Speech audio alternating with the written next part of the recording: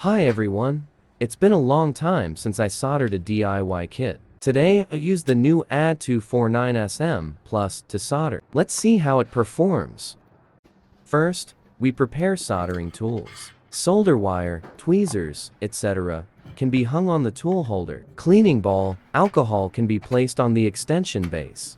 The components can also be stored on the base. Keep your desktop tidy.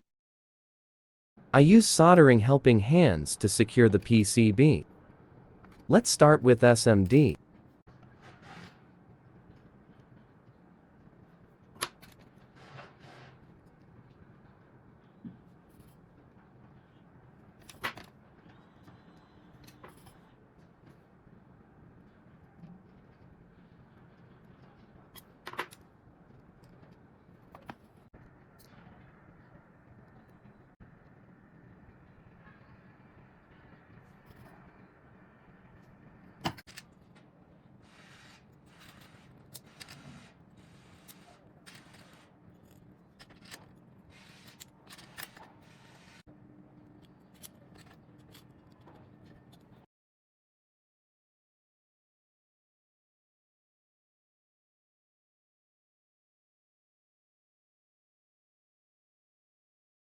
Done.